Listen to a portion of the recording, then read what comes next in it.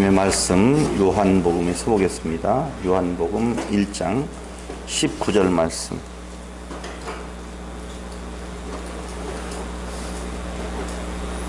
유대인들이 예루살렘에서 제사장들과 레위인들을 요한에게 보내어 네가 누구냐 물을 때에 요한의 증거가 이러하니라. 요한이 드러내어 말하고 숨기지 아니하니 드러내어 하는 말이 나는 그리스도가 아니라 한데, 또 묻되 그러면 무엇? 네가 엘리야냐? 가로되 나는 아니라. 또 묻되 내가 그 선지자냐? 대답하되 아니라. 또 말하되 누구냐? 우리를 보낸 이들에게 대답하게 하라. 너는 내게 대하여 무엇이라 하느냐?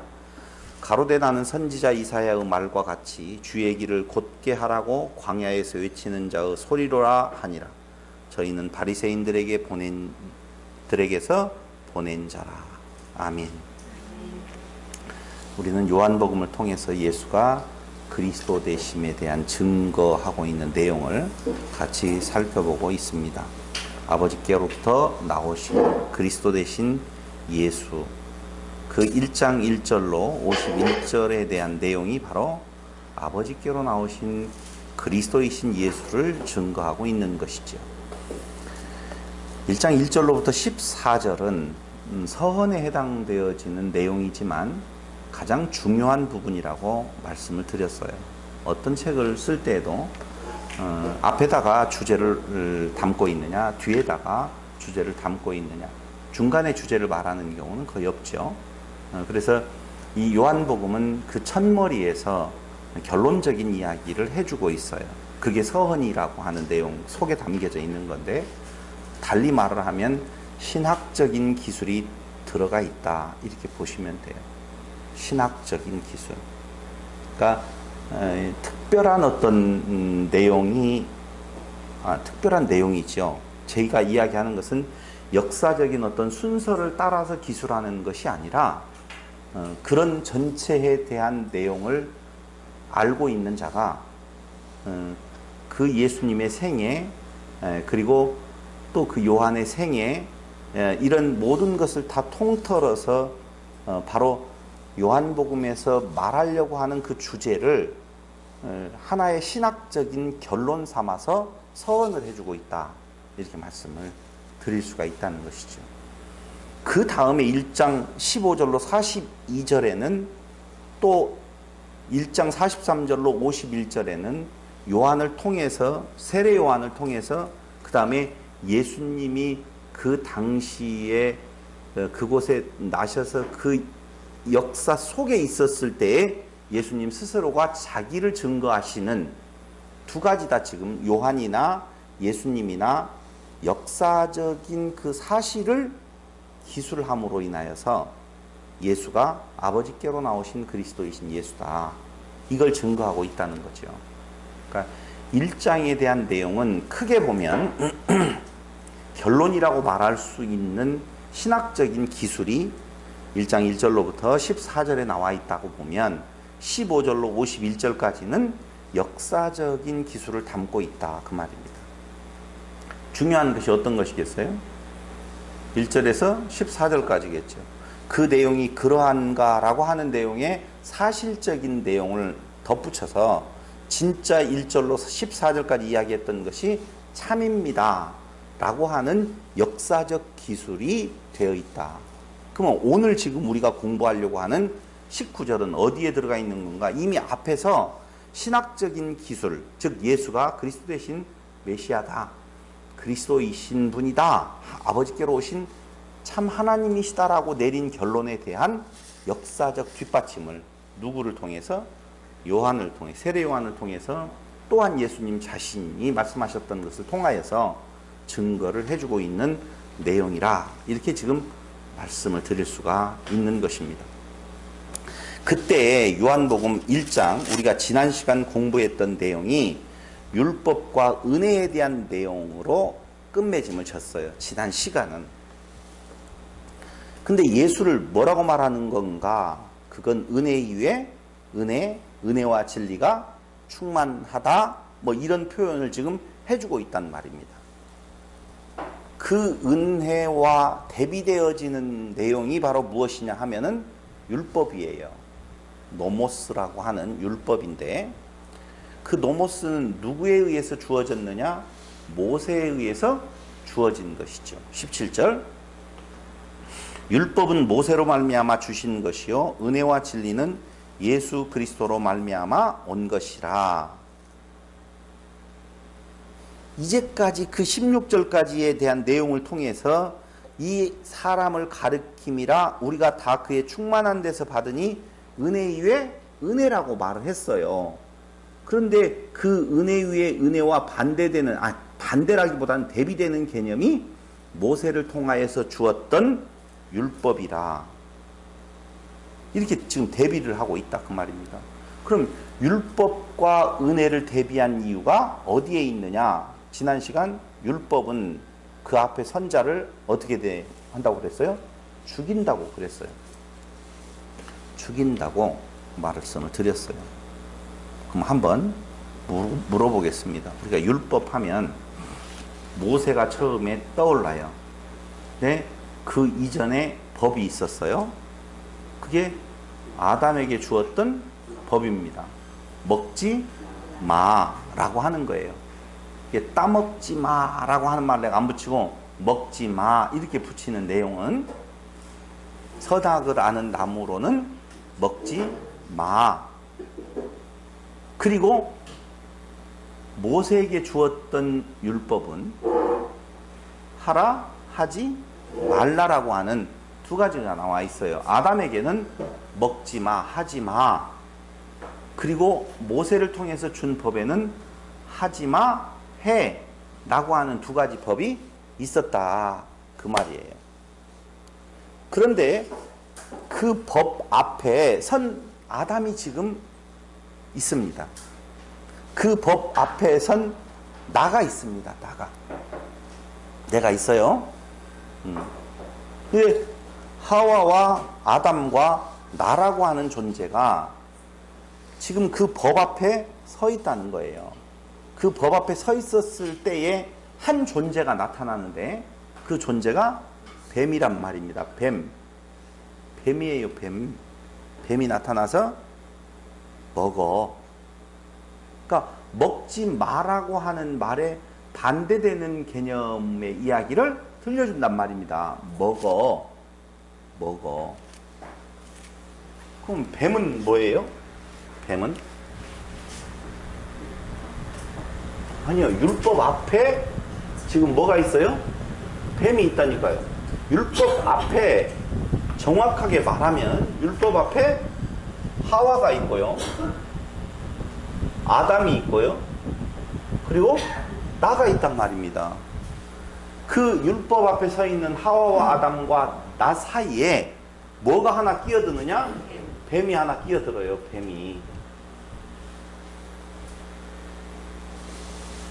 뱀은 뭐예요? 지혜로. 자, 뱀의 유혹을 받고 그 나무를 보니 먹음직도 하고 보암직도 하고 지혜롭게 할 만큼 탐스럽기도 하다라고 말을 하고 있어요. 그리고 그 다음에 나오는 뱀이 또 어디에 나오느냐라고 하면 아니요. 거기 전에 애굽에서 뱀이 나오지요. 그 뱀이 바로 뭐냐 하면은 우리가 잘 아는 것처럼 애굽의 술사들의 뱀, 그리고 또 모세의 지팡이가 변화되는 뱀이 또 나온다 그 말입니다. 하나님께서 모세를 애굽의 바로왕 앞에 보낼 때에 지팡이를 들려보내잖아요. 근데 그 지팡이를 던진즉 뱀이 되어진단 말입니다. 애굽의 술사들도 던진즉 뱀이 되어져요. 희한하네요. 그리고 그 다음 또 뱀이 나오는데 우리가 너무 잘 알고 있는 광야에서 불뱀이 나오고 그 불뱀 앞에 들려진 놋뱀이 나오게 되어져 있죠.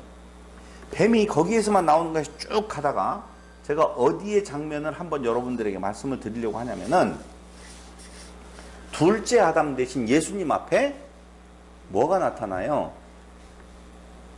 사탄이 나타나요. 광야에서 40일 동안 그래요. 금식하고 있었을 때에 사단이 나타나요. 뭐 앞서가려고 그러네요. 예? 시험하는 자가 나타나요. 그때 나타나죠. 그런데 그 뱀 너머에 또 하나가 또 나오는데 마지막 때에 옛뱀이라고 하는 뭐가 나타나요? 용이 나타나요. 그걸 뭐라고도 말한다? 사단이라고도 말을 한다. 그렇게 나오거든요. 성경에서 전체적으로 쭉 가면 뱀의 이미지, 사단의 이미지, 용의 이미지, 적대자 이미지가 지금 같이 들어가고 있다 그 말입니다. 그럼 그 뱀은 지금 적대자예요. 어떤 적대자로 서 있는 건가? 율법, 말씀을 가지고 무엇하고 있어요? 유혹하고 있다니까요. 먹지 마라고 하는데 먹어. 먹는 날에는 너희가 신이 될 거야. 눈이 밝아져서 하나님이 될 거야. 지금 그 이야기를 하고 있다는 거예요. 광야에서 역시 뱀이 무엇을 하게 되어지느냐?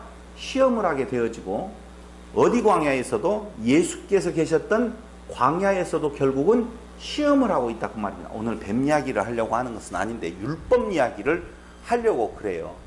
그러니까 에덴 동산에서도 율법이 주어졌어요. 모세에게도 뭐가 주어졌어요? 율법이 주어졌어요. 예수님 앞에 서 있는 유혹하고 있는 사단도 뭘로 유혹을 해요? 말씀으로 유혹을 한다니까요. 전부 다 말씀을 가지고 유혹을 해요. 근데 그 말씀을 어찌 보면은 지혜롭고 먹음직하고 탐스럽게도 보인다니까요. 첫째 아담은 그 말씀의 유혹에 무엇했는데? 넘어갔는데 둘째 아담 예수는 안 넘어갔어요. 그럼 한번 우리가 생각을 해보건데, 하나님께서 아담 앞에 주셨던 그 율법, 모세를 통해서 준 율법의 목적이 무엇이냐 이거죠. 율법을 주신 목적이 뭐예요? 무엇을 깨달아라? 은혜가 은혜됨을 알게 하기 위하여서. 은혜가 은혜됨을 안다는 말은 이런 거죠. 너가 누구인 줄을 알아라. 너의 신분이 무엇인 줄을 알아라. 우리는요, 심판이라고 하는 것을 죽으면 지옥을 갈 거냐 천국을 갈 거냐라고 하는 개념으로 머릿속에 많이 생각하고 있잖아요. 그죠? 근데 정확하게 말하면 우리의 구원은, 잘 보세요. 나라는 존재가 있는데 내가 구원함에 나아갈 거냐, 내가 심판함에 떨어질 거냐, 이렇게 우리는 생각하는 경우가 대부분이죠. 저도 이렇게 생각을 했으니까. 근데 나라고 하는 존재가 구원함에 나아가지 못하면 그게 뭐예요? 심판이에요. 이걸 끊어버려도 돼요. 이걸 끊어도. 내가 어딘가로 떨어진다라고 하는 것을 심판으로 보지 말라는 거죠. 그럼 구원은 뭐냐? 나의 존재가 신분이 바뀐다라고 이야기를 했었잖아요. DNA가 바뀐다라고 했고, 근원적으로 나의 존재가 다른 종으로 바뀌는 거예요. 바뀌지 아니하면 뭐예요? 심판이에요. 이미 심판을 받았다. 그 말이라니까요. 그럼 내가 다른 종으로 바뀌지 아니하면 그게 왜 심판이냐 하면은, 여섯째 날 동물을 짓고 짐승을 짓고 사람을 짓거든요. 맞죠? 여섯째 날. 그럼 짐승을 짓는 날에 사람을 지었어요. 묘하죠?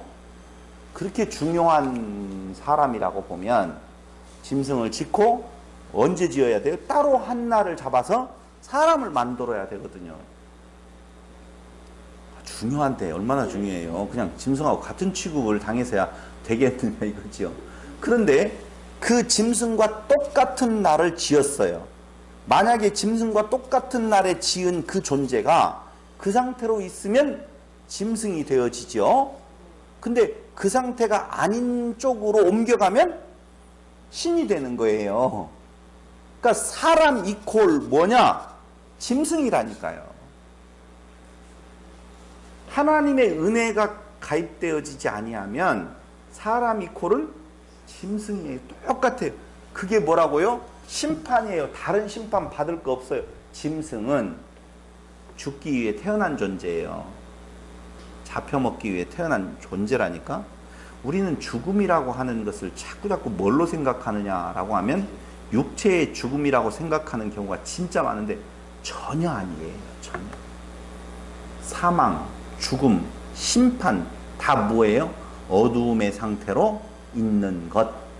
그럼 어두운 상태는 빛이 비추어지지 않는 것. 그 상태지 또 다른 것으로 바뀌어짐이 없다니까. 아니 사람에게서 다른 것으로 더 바뀌어지면 뭐가 될 거예요? 쥐새끼가 되나? 그 의미 없다니까요. 저 지옥불에 던져져 가지고 뜨거운 불에서 뜨거 하는 것, 그걸 우리는 고통이라고 생각할지 모르겠지만 우리가 바뀌어지지 아니하면, DNA가 바뀌어지지 아니하면 그것이 죽기 위해 태어난 짐승이라니까요. 다른 거 없어요. 똑같아요. 그러한 존재를 하나님께서 다른 존재, 신된 자녀들이에요. 신인 자녀들이라니까요. 하나님의 자녀가 신이어야 되는 것은 너무너무 당연하다니까요. 그러니까 신의 자리로 옮겨놓는다. 누구가? 죽기 위해 태어난 짐승 같은 존재가 그걸 무엇하라? 알아라. 그 말이거든요. 그걸 알아라. 그게 법이 가지고 있는 본질적인 뜻이라는 거예요. 그래서 그 율법을 뭐라고 말하느냐? 몽학선생이라 라고 이야기를 해요. 어디로 가지 아니하면, 그리스도에게로 가지 아니하면 짐승이다. 지금 그 말이거든요. 본래 에덴이라고 하는 곳이 무슨 모형이냐라고 하면 천국의 모형이지요. 그러니까 세상을 지어놓고 에덴이라고 하는 그 특별한 공간을 하나님께서 마련을 하셔요. 그 마련한 공간에 아담과 하와를 가져다 놓는단 말입니다. 놓아요. 그럼 이미 하나님께서 그들을 택하사 그들에게 너희의 존재, 너희의 의미, 내가 너희를 이곳에 데리고 온 어떤 존재인 건가를 알으라고 하는 건데, 사람은 욕심이 그 안에 발동이 되어지면 어떤 상황이 벌어지는 건가? 바로 그 말씀이 주어질 때 그 말씀을 가지고 자기를 높이려고 하는, 그걸 뭐라고 말한다고요? 먹음직도 하고 보암직도 하고 지혜롭게 할 만큼 뭐다? 탐스럽다. 자, 쉽게 답을 해주죠. 율법을 지켜 자기 의를 내세우려고 하는 유대인들을 향하여서 예수님께서 독사의 자식들아 이렇게 말을 하거든요. 그럼 독사의 자식이 뭐예요? 독사가 낳은 새끼라는 거 아니에요. 그럼 어떤 독사의 새끼인 건가? 이렇게 생각을 해야 되잖아요. 독사가 아니라 너희는 독사의 자식이라고 그렇게 이야기를 하고 있단 말입니다. 그럼 그 독사는 뭐예요? 바로 아담 앞에 유혹했던 그 독사예요. 너희가 지키지도 못하는 것을 가지고 다른 사람을 구덩이에 빠지게 만든다니까요. 지옥에 더 빨리 데려간다니까요. 그러니까 그 율법이라고 하는 것은 목적이 다른 데 있는데 그 목적을 자기의 의를 드러내려고 하는 보암직, 먹음직, 지혜롭게 할 만큼 탐스럽게 되어진 그 상태로 끌고 가는, 그것을 예수님께서 독사의 자식이라고 이야기를 한다라고 보면 바로 이 뱀이 무엇? 하와, 아담, 나에게 그 법 앞에서 무엇 하라고요? 너를 드러내라고. 너 있다고. 잘 들으셔야 돼요. 에덴이라고 하는 곳에서 그랬다니까요. 뱀의 유혹은 밖에서, 에덴 밖에서 일어나는 것이 아니에요. 율법을 모르는 자들에게 나타나는 것이 아니에요. 율법을 받은 자들, 율법 안에, 동산 안에서 일어난다니까. 그러니까 오늘 유혹은요, 예수 밖에, 교회 밖에 있는 자들에게 나타난다는 말이 아니고 어디에서 일어난다? 교회 안에서 일어난다는 거예요. 교회 안에서 일어난다니까. 그래서 나라고 하는 존재라고 하는 것은 이걸 그냥 세상의 모든 사람을 지금 말하는 것이 아니다. 그 말을 하고 있다니까요. 근데 교회 안에 우리에게 주어진 율법이 있어요. 모세의 율법. 우리도 알고 있잖아요. 모세의 율법인데 그 율법을 가지고 보암직도 하고 먹음직도 하고 지혜롭게 하는 만큼 탐스럽다라고 하는 자기 드러냄의 도구로 삼는다라고 보면 무엇에 넘어간 거예요? 뱀에 넘어간 거라니까. 뱀에 넘어간 거라니까. 그런데 그 율법을 가지고 넘어가는 것이 아니에요. 지혜롭고 탐스럽기도 하고 먹음직도 하는 모습으로 본 것이 아니에요. 그럼 뭘로 봐요?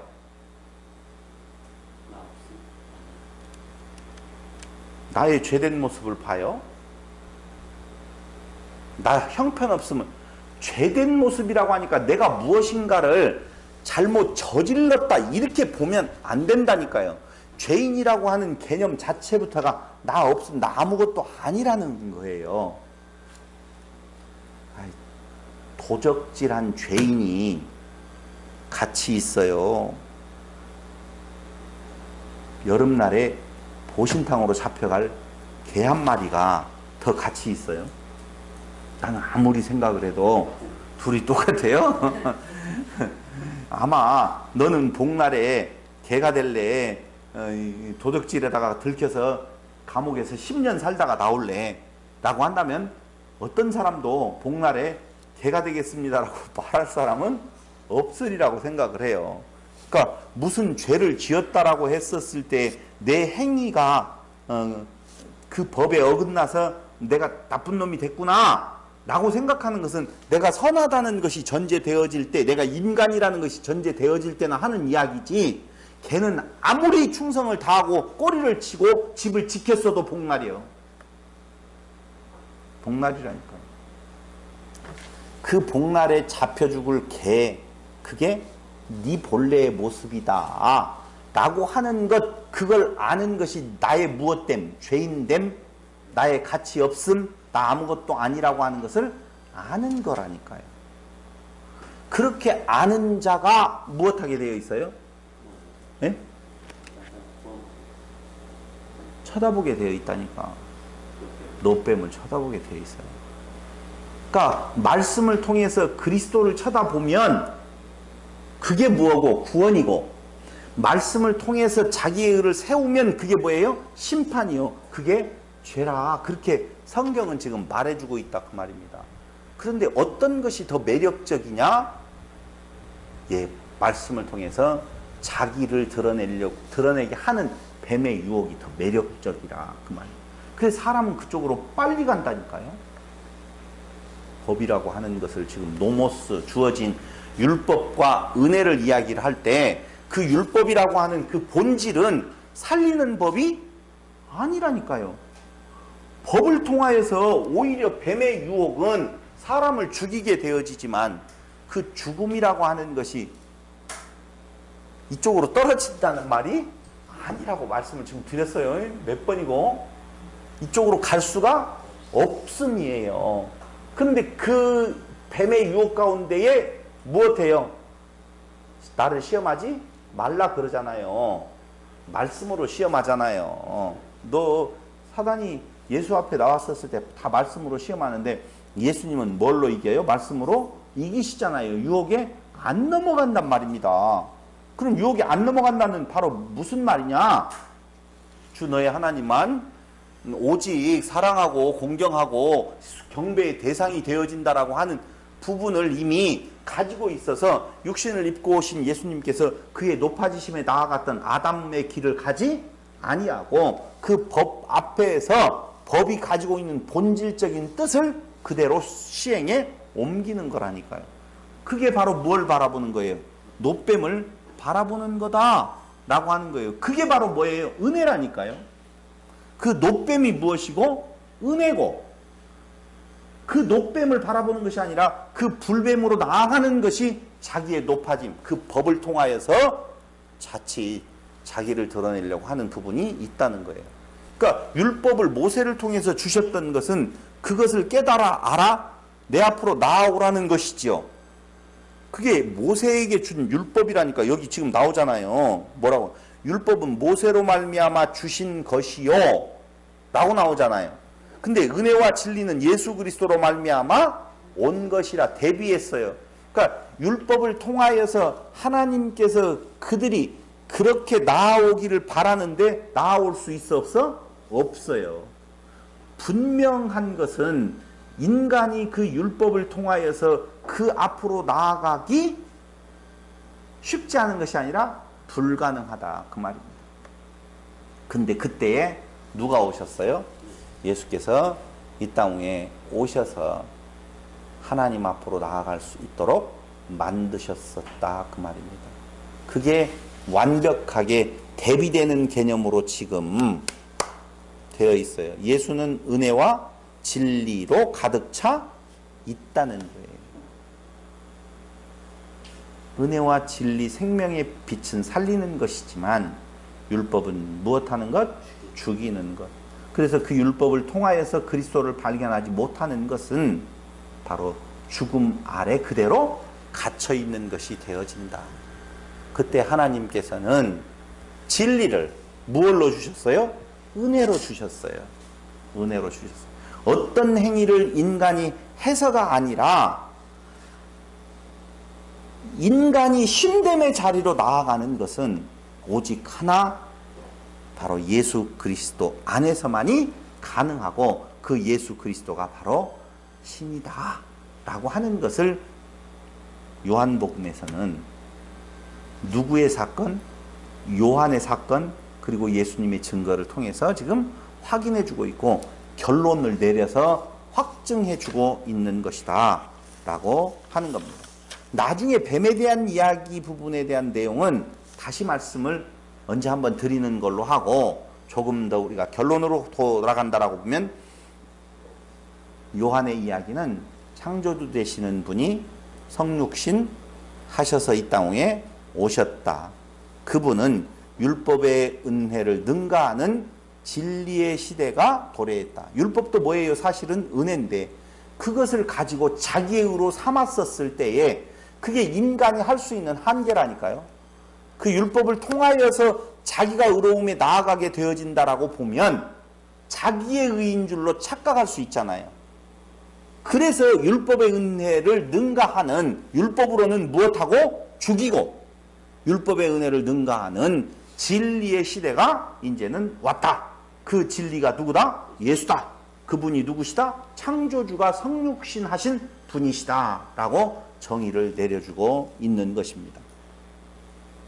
그래서 18절까지의 내용이었었다라고 보면 19절로 51절은 아까 말씀드린 대로 역사적인 기술이 되어져 있습니다. 앞에는 신학적인 기술, 그리고 19절로 51절은 역사적인 기술이 되어 있는데요. 예수의 세례받으시는 내용, 그리고 요한의 두 제자가 예수님께로 옮겨가요. 중요한 이야기예요. 지금부터 공부할 내용은 예수님께서 요한에게 세례받으시는 내용이, 그리고 두 번째로는 요한에게 있었던 두 제자가 예수님의 제자로 자리를 바뀐다니까. 이거 굉장히 큰 의미가 있어요. 여러분 이게 왜 의미가 있냐면요, 그때 당시에 유대인 역사가로 유명한 사람이 있죠. 요세푸스라고 하는 역사가거든요. 근데 당시의 역사를 기록했던 요세푸스의 기록은 기독교인들이라고 하면 거의 많이 보고 있어요. 신학 하시는 분들은 뭐 요세푸스 없는 사람이 거의 없거든요. 근데 그 요세푸스가 쓴 역사의 기술을 보면 예수님에 대한 내용하고 요한에 대한 내용을 비교를 해 놓잖아요. 당시의 역사를. 예수님의 역사는 별로 없어요. 누구의 역사가 더, 요한의 역사가 훨씬 더 정확하고 뭐 방대하기까지라기보다는 요한이 그때 당시에 그 유대 사회에 차지했던 위치는요 상당히 큰 모습으로 나온다니까요. 대단한 사람이었었어요. 사실은 요한이라고 하는 사람이. 그래서 그 요한의 제자였던 자가 예수의 제자, 당시에 역사적으로는 별로 그렇게 중요 인물이 아니었었다니까요. 예수님은. 우리는 예수님의 역사를 지금 성경을 통해서 복음서를 통해서 봤었을 때 여러 가지 표적을 행하고 막 이런 것들이 많이 나타나잖아요. 근데 그 당시에 오히려 사람들의 중심에 있었던 인물은 바로 요한이었었다니까요. 그 이유가 있어요. 요한이 역사적인 인물로 등장하게 되어진 배경이 있단 말입니다. 그 배경 먼저 이야기해줘요?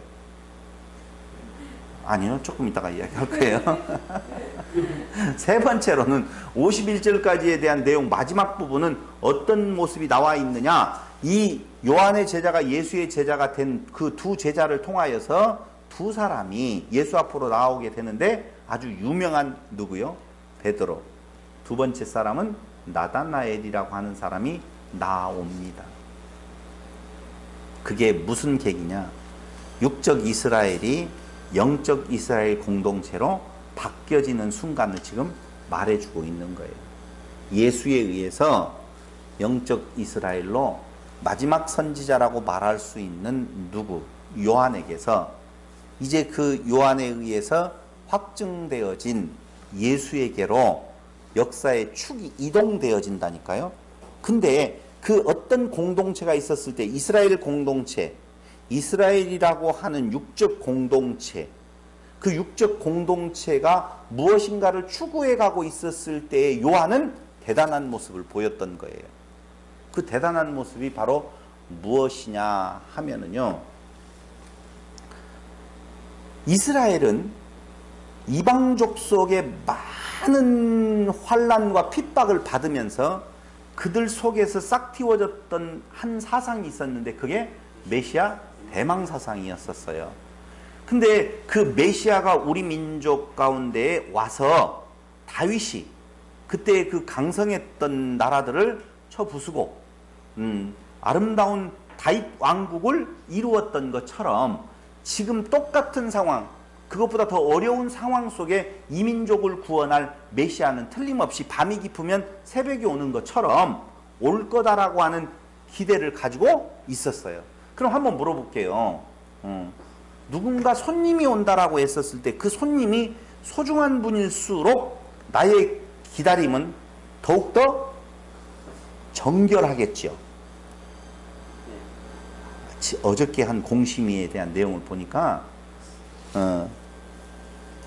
그 회장님이 집에 온다라고 하니까 공심위가 엄청나게 준비를 하는 것 같아요. 많이 준비를 하는 것 같아요. 왜? 그게 회장님이 아니었었다라고 보면 그렇게까지 준비할 이유가 없었을 거예요. 친구가 놀러 온다라고 하면 와.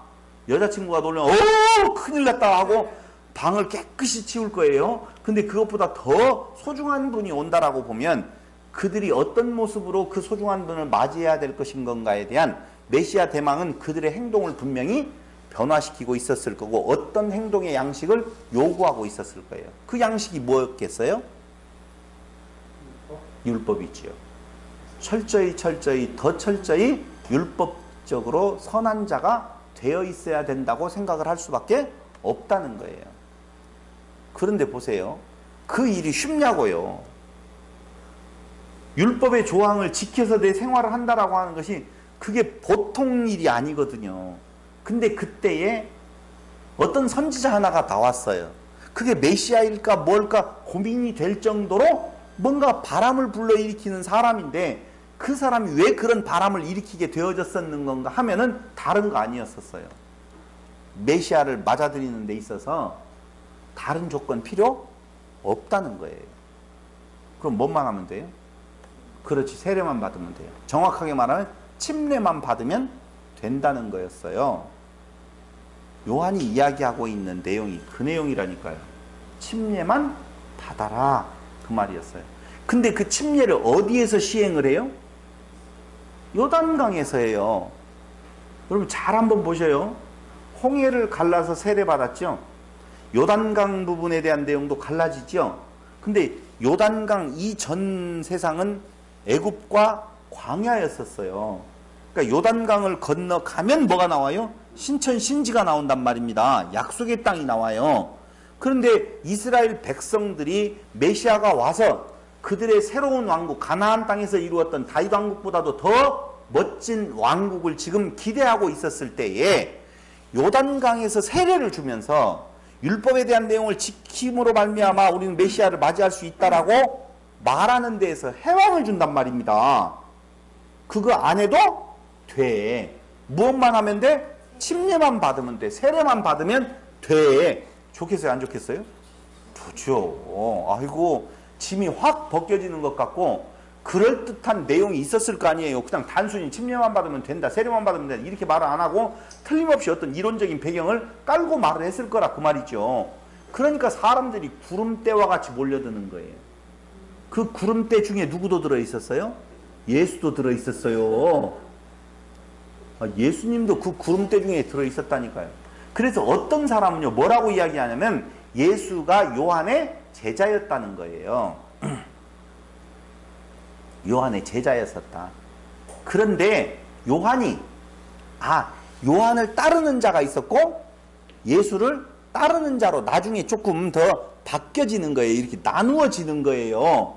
나누어졌었을 때 요한의 제자 중에 하나가 바로 사도 요한이거든요. 예수의 제자 중에 하나가 누구예요? 사도 요한인데, 사도 요한 예수파의 입장에서 그때 그 사건을 어떻게 해요? 요렇게 그때 세례 요한이 신들매도 감당하기도 게임이 안 되는 자다. 나는 그도 아니고 그도 아니고 그도 아니고 나는 그 길을 평탄케 할 자다. 이렇게 이야기했었다라고 말했다. 높이기 위해서. 그럴듯하지? 아나요? 그럴듯하잖아요. 그걸. 근데 그렇게 말하는 사람은 뭘 잘 모르고 말하는 건가? 바로 메시아 앞서서 길을 평탄케 할 자. 요한이 이야기했던 그 말씀을 알지 못하는 자라니까. 그 요한의 필요성이 분명히 필요성이 아니라 그렇게 되어진 자라고 하는 내용, 그걸 제가 누누이 몇 번이고 무슨 이야기를 했었냐면요, 우리 사촌 형님 이야기를 했잖아요. 나는 무엇만 없었다라고 보면, 내가 이야기를 했었잖아요. 전주에 우리 사촌 형님이, 나는 그 말만 좀 성경에 없으면 처녀가 잉태하여 아들을 낳는다. 그 말만 없었다라고 보면 그래도 좀 예수를 믿는데 별 그 의심 없이 좀 쉽게 갈 수 있었을 뻔했는데 그게 걸린다. 너는 어떻게 생각하느냐? 맞아요. 저도 그렇게 생각해요. 근데 처녀가 잉태하여 아들을 낳으리니 그 이름을 임마누엘이 하리라라고 하는 이미 약속이 있습니다. 그러므로 만약에 예수가 처녀에게서 나지 않았다라고 보면 그 예수는 진짜 메시아가 아니지 않습니까? 그런 말도 써 있었어? 이렇게 동의를 해준 것처럼 마찬가지예요. 요한이라고 하는 존재에 대해서 메시아에 앞서서 길을 평탄케 할 자에 대한 예언이 없었다라고 보면 지금 일반 사람들이 이야기하고 있는 그 예수가 누구였었어요? 그때의 그 바람을 일으키고 있는 요한의 한 제자였었어요. 근데 그 제자 중에 제법 무엇이었었어요? 똑똑했지. 똑똑하다 보니까 요한의 제자 2명을 어떻게 한 거예요? 스카우트 한 거죠.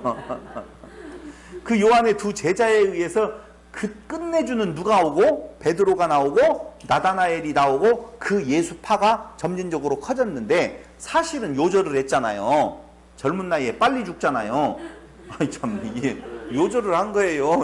어찌 되었던 간에 그 요절을 하게 되어서 어떻게 되어져요? 짧은 기간 동안에 그 쌈박하게 보여줬던 그 모습이 좋아서 그 기억에 남는 사람이 그를 완벽한 신격화해가지고 오늘날까지 이렇게, 만약에 그 양반이 오래 살았다라고 보면 단점들도 나오고 뭐가 좀 나와가지고 이렇게까지 안 될 뻔했는데 짧게 사는 것이 오히려 그때로부터 이야기를 만들기가 어떻게 쉬워졌다는 거죠. 아이고 그럴듯하네. 아니요, 어림도 없는 거야. 근데 그때 당시에 요한의 선풍적인 바람은 율법이 아니라 무얼로만, 세례로만 우리가 메시아를 맞이할 수 있다라고 말하는 내용이었었어요. 그러니 사람들이 구름대와 같이 몰려들고, 진짜 요세푸스라든가 역사에 의해서 예수보다도 훨씬 더 역사적으로 보면 중요한 인물, 그게 바로 세례 요한의 그 당시의 위치였었어요. 군중들에게 있어서는 아주 중요한 위치가 되어졌었다 그 말입니다. 그래서 사도 요한이 지금 세례 요한을 들어서 예수의 신됨, 하나님의 아들, 그분이 곧 누구였었다? 하나님이셨다라고 하는 증거로 삼는 거예요. 그게 바로 오늘 지금 이야기하고 있는 내용이라니까요. 유대인들이 예루살렘에서 제사장들과 레위인들을 요한에게 보내요. 네가 누구냐 물을 때 요한의 증거가 이러하니라. 왜 요한에게 보내요? 그 쟁쟁한 사람들이 여기 나오잖아요. 제사장, 레위인들이 요한에게 가서 세례 요한에게 가서 너 누구냐? 왜 물어봤겠어요? 인기 있으니까 물어보지요. 잘 이해가 안 되셨는가 봐. 그 당시에 별 볼 일 없는 사람이라고 하면 네가 누구냐고 물어볼 이유가 전혀 없다니까요. 군중들한테 인기가 있고요. 센세이션을 불러일으키니까 저가 도대체 누구냐라고 하는 내용을 사람을 보내어서 물어봐요. 중요 인물이라는 거예요. 그때 당시에 포커스, 중요 인물이 되어졌었어요. 그럴 때 요한의 증거는 요한이 드러내어 말하고 숨기지 아니하니 드러내어 하는 말이 나는 숨기지 아니 드러내어 말하고 숨기지 아니하니 드러내어 하는 말이 나는 그리스도가 아니라. 그럼 앞에 네가 누구냐라고 물어볼 때 네가 그리스도냐 이렇게 물어봤다는 거예요. 너 누구여? 이 말이 아니고 네가 그리스도냐? 그 말이거든요. 그러니까 어떤 의미로 보면은요. 그렇게 세를 모아가다 보면 로마에 대항할 수 있는 세력이 되겠다라고 생각을 한 거라니까요. 많은 예수가 있었고 많은 요한이 있었고 많은 자들이 당시에는 내가 그리스도다, 내가 메시아다라고 하는 사람도 있었을 것이고 그 당시에 우리도 지금 오늘날 한국의 정치가들이 얼마나 많아요. 내가 이 나라의 대통령이 되어야만이 된다고 말하는 사람들이 있었을 거 아니에요. 근데 그 중에서 그래도 주목을 받는 자가 요한이었었다니까요. 그래서 네가 그리스도냐? 만약에 요한이 내가 그리스도다라고 했었을 경우에 제사장들이나 레위인들은 따랐을까요? 안 따랐을까요? 따랐을 거예요. 따랐을 거예요. 왜? 그런 세력이 될 만한 사람이다라고 하는 것이죠. 예수는 왜 죽여요? 그런 세력이 될 만한 내용이 없었다니까요. 그러니 그들의 기대치에 못 미치 넌 죽고 세례 요한은 어떻게 해요? 살리는 거라니까요. 잘 생각을 해봐요. 헤롯이 왜 세례 요한을 죽였을까요? 위협이 되니까 죽인 거예요. 위협이 되니까 자기의 왕권이 무너지게 생겼다라고 하는 위협 대상이니까 그를 죽이는 거라니까요. 다른 거 아니에요. 우리는 그 안에 쟁반에게 담아다가 뭐 어쩌고 해요. 뭐 헤로디아의 이야기를 듣고 뭐 어쩌고 했다라고 하고 그런 정도, 자기를 욕한 그런 정도가 아니라니까요. 정적이에요. 한마디로 말을 하면. 그러니 세례 요한이 대단한 존재임에 틀림이 없다니까요. 아니라 난 그리스도가 아니라 라고 이야기가 또 묻대. 그러면 무엇? 엘리야냐? 아니 또 물어요. 아니 그 정도 두 번 정도 되어지니 물을 것도 없을 텐데 상당히 중요한 인물로서의 위치를 차지하고 있으니까 네가 그 선지자냐? 대답하되 아니 또 말 그러면 누구냐? 우리를 보낸 이들에게 대답하게 하라. 너는 내게 대하여 무엇이라 하느냐? 라고 물어보니 그때 그는 말하기를 나는 선지자 이사야 말과 같이 주의 길을 곧게 하라고 광야에서 외치는 자의 소리로라. 이사야 40장 3절을 인용해서 그 이야기를 하면서 뭐라고 말하느냐? 나는 그의 신들매 풀기도 감당치 못하겠노라. 신들매를 매주는 자도 아니고 푸는 자, 뭐 별 의미는 없어요. 아니 신발을 신고 나갔으면 왔으면 이제 벗어야 될 거 아니에요. 그러면 발만 탁 올려놓으면 종이 와서 차차차 풀어요. 나가려고 딱 하면은 종이 와서 차차차 묶어줘요. 근데 그러한 일조차도 감당할 수 없다면 나는 무엇이다? 종도 안 된다. 그럼 뭐예요? 죽기에 태어난 짐승이지. 그 앞에서는 그런 존재라 그 말입니다. 인간적인 편에 있어서 인간이 종이 되어서 인간의 신발을 매주는 존재도 안 된다. 누구 앞에서는? 그분 앞에서는. 얼마나 중요한 인물이었기에 그는 13절 나는 선지자 이사야 하니까 바리새인들이 보낸 자라 또 물어가로되 네가 만일 그리스도도 아니요 엘리야도 아니요 그 선지자도 아닐진데 어찌하여 세례를 주느냐. 생각을 해보세요. 세례가 이 정도로 뭔 내용이었길래 세례를 가지고 이렇게 시비 거느냐. 아까 이야기한 대로 율법이 아니라 새로운 시대에 새로운 메시아를 맞이하는 방법은 세례다라고 하는 세례를 주거든요. 그러면 유대인 사회에 세례가 있었을까요? 없었어요, 여러분. 그 당시에 무슨 세례의식이 일반적으로 있었던, 우리는 세례의 이야기를 어느 때 듣느냐면요, 나중에 가서 홍해를 건넜던 것이 무엇이다? 세례다라고 하는 증거를 받는 것이지 세례라고 하는 것이 있었던 것이 아니에요. 그럼 그때까지는 유대 사회에는 뭐가 있었느냐? 프리피케이션이라고 하는, 영어 나왔어요? 프리피케이션이 뭐예요? 정결케 하다. 정결이라는 뜻이죠. 아, 좀 그렇게 쳐다보지 말고 이야기를 좀 잘 해주면 쓰겠는데. 정결의식은 분명히, 프리피케이션이라고 하니까 내가 발음이 좀 안 좋은가 지금 금방 그렇게 생각을 했어요. 내가 못 알아듣는 것이 발음이 안 좋아서 그랬지 내가 몰랐을까니 이런 표정을 하는 것 같은데, 정결, 정화시키다라고 하는 개념은 있었어요. 그걸 우리가 레위기서 15장이라든가 물로 몸을 씻는 행위, 불결함을 덮는 것이다 라고 하는 내용이라든가 시편 24편 4절, 51편 7절, 스가랴서 13장 1절을 통하여서 죄와 부정함을 씻는 셈이 열리기를 기다리는 의식이 있어요. 그러니까 셈에서 무엇한다? 죄와 부정함을 씻는다라고 하는 그런 정화에 대한 의식은 있었어요. 근데 그런 정화의 의식이 물에 들어갔다가 나온다라고 하는 세례의식화 되어진 것은 아니었었단 말입니다. 그런 물속에 들어갔다 나오면 깨끗해진다라고 하는 개념은 있었다 없었다? 왜 이렇게 못 알아듣지? 율법을 통하여서 정화시키는, 재물을 정화시키고 죄와 부정함을 씻는 그런 정화는 있었다니까요.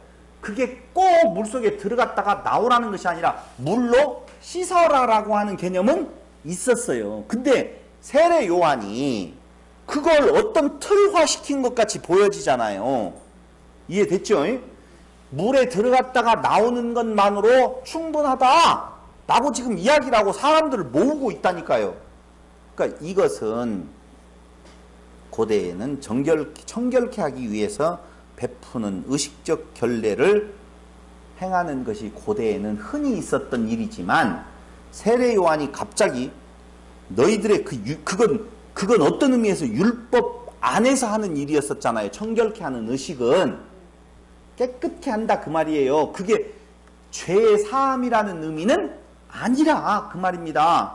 율법의 한 내용을 지키기 위하여서, 율법을 지키기 위하여서 제사를 드릴 때, 정결한 짐승을 드리려고 할 때 청결케 하는 의식으로서는 있었어도 그 자체로 깨끗하게 되어지는 것은 아니었었다는 것이죠.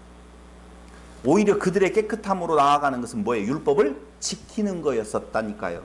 근데 세례 요한이 말하는 것은 율법으로가 아니라 물속에 들어갔다가 나오기만 하면 된다 라고 하는 전혀 다른 이야기를 지금 하고 있다니까요. 그럼 네가 도대체 그리스도도 아니고 선지자도 아니고 네가 아무것도 아니라고 보면 어떻게 네 마음대로 그럼으로 인하여서 메시아를 맞이할 수 있다고 네가 말할 수 있느냐? 지금 그렇게 시비를 하는 거라니까요. 그렇게 물어봐요. 이해됐죠? 이해된 표정을 좀 해줘봐요. 네, 맞아요. 그렇게 이야기를 하고 있었어요. 그럴 때에 오직 정결케 되어지는 것은 율법 준수로만이 가능하다라고 하는 그 시대에 세례의식만으로 정결케 된다는 사상, 이것은 많은 사람들에게 충격적이었고 따르는 사람들이 많게 되어졌었다. 그때에 그들 앞에 바리새인들은 어찌하여 세례를 주느냐라고 물어보죠. 요한의 대답, 나는 물로 세례를 주거니와 너희 가운데 너희가 알지 못하는 한 사람이 섰으니 곧 내 뒤에 오시는 그이라. 나는 그의 신들매 풀기도 감당치 못하겠노라 하더라. 이 일은 요한은 세례 주던 곳 요단강 건너편 베다니에서 된 일이니라. 그렇게 그때 그 역사의 중심에 있었던 요한이 자기 존재에 대해서 어떻게 해요? 그의 종도 못 된다라고 말한다라고 보면 그분은 도대체 누구이겠느냐? 그게 사도 요한이 세례 요한을 끄집어서 말하고 싶은 내용이라 그 말입니다. 그리스도도 아니고 뭣도 아니고 뭣도 아닌데 그 사람, 그리스도로 보았던 그 사람이, 선지자로 보았던 그 사람이, 그 사람을 특별하게 보았던 그 사람이 자기를 부정해버리고 자기보다도 더 높은 자가 있다 라고 한 분이 누구다? 예수다. 그 역사적 예수라고 하는 이름을 가진 예수가 그 예수라는 이름 자체가 아니라 그 예수, 그때 그 예수, 그분이다. 너희 중에 있는 그 사람 중에 그분이다 라고 이야기한다라고 보면 그분은 특별한 분이 아니신가 라고 하는 겁니다. 그러면서 그 요한이 뭐라고 말했다고요? 나는 물로 세례를 주지만 내 뒤에 오시는 이는 무얼로 세례를 준다고 나오나요? 거기 너희 가운데 너희가 알지 못하는 안 나오네요? 물로 세례를 주거니와. 근데 뒤에 가서 나와요. 불과 성령으로 세례를 준다는 것이죠. 그럼 이제는 뭐 여기까지 이야기를 하면은 그래, 그럴 수 있지. 이론상으로 보면 그렇게 말을 했어. 진짜 그가 그리스도요? 하나님이신가? 라고 하는 거 뭘로 증거해야 되겠어요? 표적을 통해서, 이적을 통해서 확실히 드러내는 부분이 그 뒤에부터 이제 쭉 나오게 되어 있다라고 하는 겁니다. 그러면서 29절로 34절을 보세요. 이튿날 요한이 예수께서 자기에게 나아오심을 보고 가로되 보라 세상 죄를 지고 가는 하나님의 어린 양이로다. 거기 이튿날 35절에 이튿날 또 43절에 이튿날 이렇게 나오죠. 2장 1절에 사흘 되던 날, 이건 다음 주에 말씀을 드리도록 하겠습니다. 왜 이튿날 또 이튿날이라고 하는 내용을 지금 말해주고 있는 건가에 대한 내용도 말씀을 드리기로 하고, 어쨌든 요한이 자기 앞에 세례를 받으러 나오는 그 예수를 보고 뭐라고요? 세상 죄를 지고 가는 어린 양이라. 그리고 두 번째로는요, 그는 나보다 먼저 계신 분이시다. 세 번째로는요,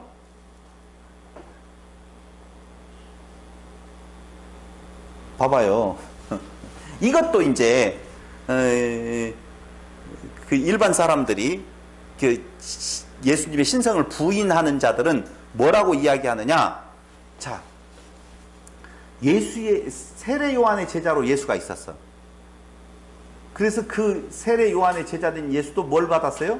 세례 요한의 제자를 되는 의식이 바로 세례였었겠죠. 세례를 받았어요. 그런데 나중에 예수파들이 생각을 할 때, 아니 그에게서 세례를 받은 자를 그보다 더 높은 자로 만들려면 뭔가 특별한 뭐가 있어야 될 거 아니에요. 생각을 해봐.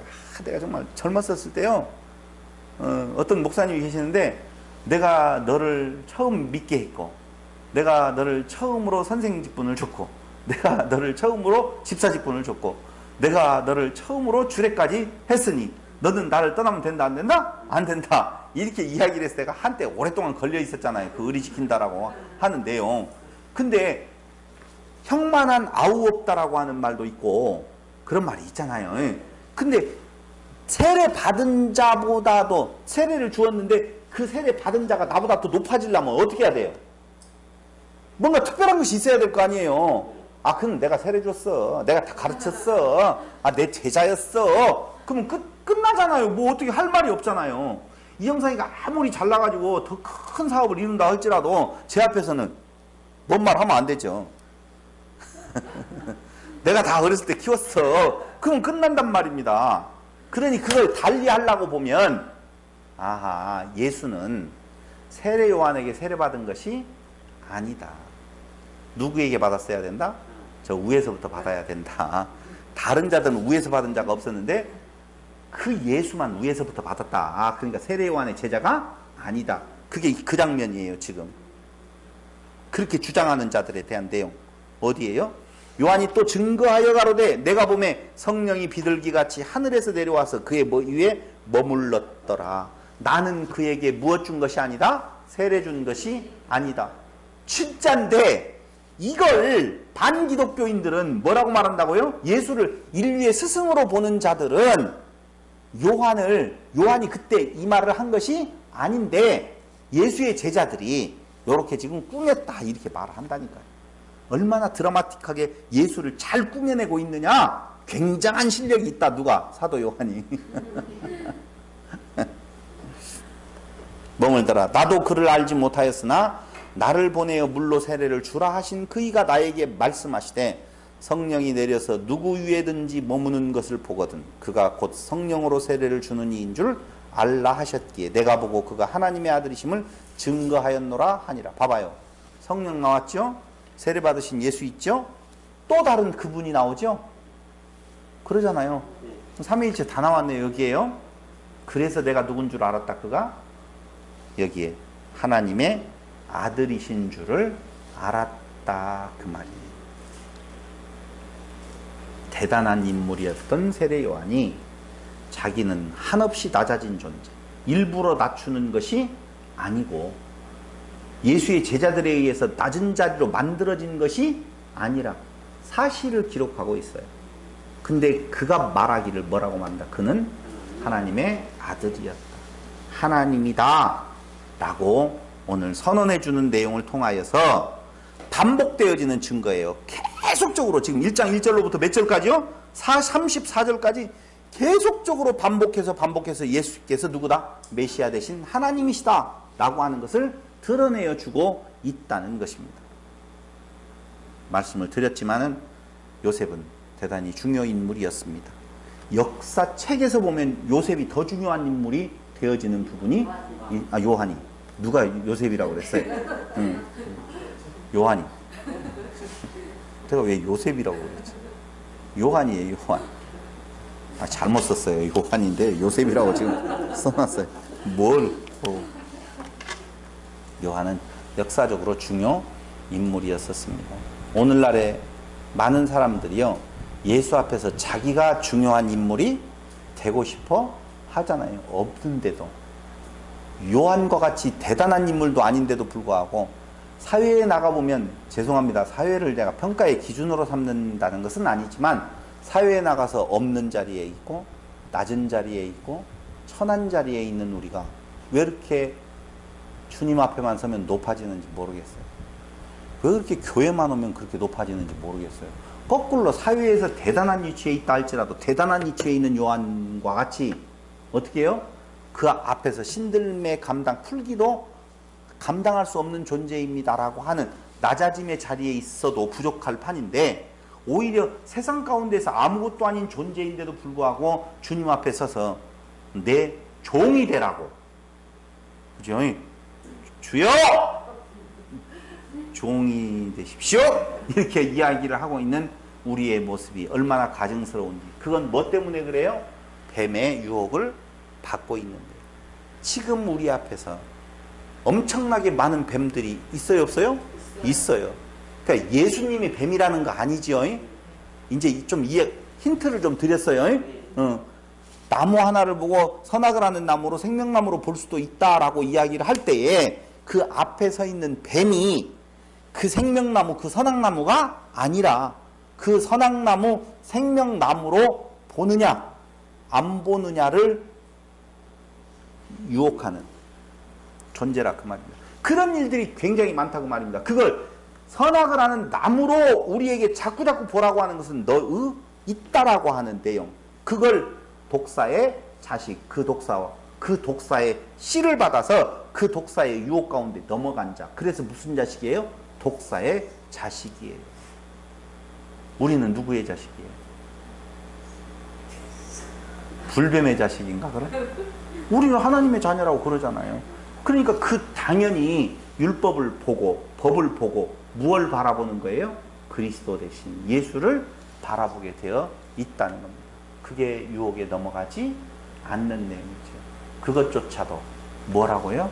은혜 위에 은혜를, 진리를 진리로 깨달아 알게 하는 하나님의 은혜가 임했으니 예수를 통하여서 우리에게 온 것이라 그 말입니다. 은혜 안에 있는 여러분들에게 진정한 참 평강이 자기의 의를 세워서 오는 자기 자랑의 평강, 비교할 수 없는 그 평강 속에 살아가시는 성도 여러분들 되시기 바라겠습니다. 기도드리겠습니다. 오늘 세례 요한은